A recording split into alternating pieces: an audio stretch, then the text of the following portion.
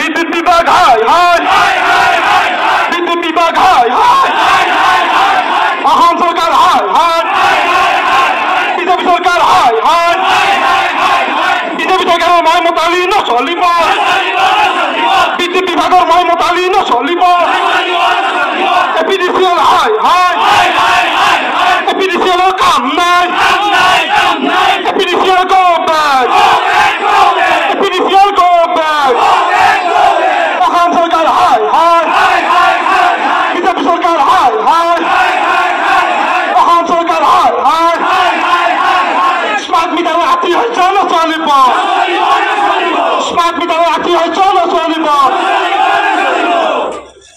শ্রদ্ধা ভাই আমি আজি ইয়াত আহিছো মাত্ৰ এটা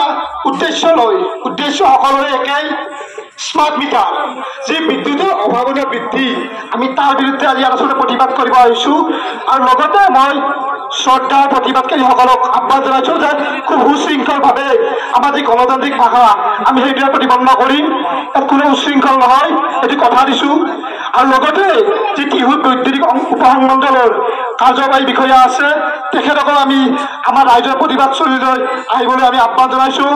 কাৰণ তেখেতক আমাৰ বহুখিনি ক'ব লগা আছে আৰু তেখেতে আমাৰ কথা শুনিব লাগিব আমি কোনো কাৰণত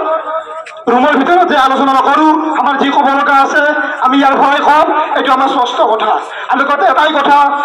যে বিদ্যুৎ বিভাগ আৰু অসম চৰকাৰে এটা কথা কৈ থাকে যে স্মাৰ্ট মিটাৰৰ পৰা এটকাও তেখেতসকলক নালাগে বুলি আমি মানিছো তেখেতসকলক স্মাৰ্ট মিটাৰেৰ পৰা এটকাও নালাগে কিন্তু আগৰ মিটাৰবিলাক কি বেয়া আছিল নেকি আগৰ মিটাৰেৰ কি টেকনিক্যাল কিবা ইস্যু আছিল নেকি যে সেইসকল মিটাৰ চেঞ্জ কৰি যি স্মার্ট মিটার দিলে য'ত 400 টকা বিল আহে এতিয়া 1000-1200 টকা বিল আহে এইটো কিয় আহে আমাক সঠিক উত্তৰ দিব লাগিব আৰু লগতে আৰু এটা কথা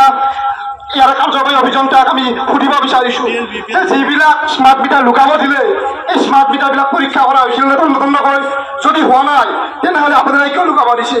যদি কিবা মতাংশ ধনৰ বিনিময়ত স্মার্ট মিটার লুকাব দিয়া হৈছে তেতিয়াহ'লে সেইটো আমি নাজানো তেখেতে জানিব তেখেতে আহি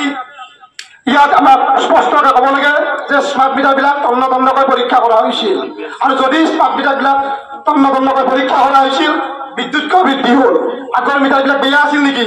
এইবিলাক কথা তেখেতে আমাক স্পষ্ট কৰিব লাগিব আৰু লগতে তেখেতক আমি আহিব 10 মিনিট হ'ল এতিয়ালৈ তেখেতে আমাৰ প্ৰতিবাদস্থলীত আহি উপস্থিত হোৱা নাই আমি খুব লাজ পাইছোঁ তেখেতে নাজানো তেখেতে ৰাইজক কি বুলি ভাবিছে আমি কিন্তু স্পষ্টকৈ কৈছোঁ তেখেতে যেতিয়ালৈকে ধৰাই নাহে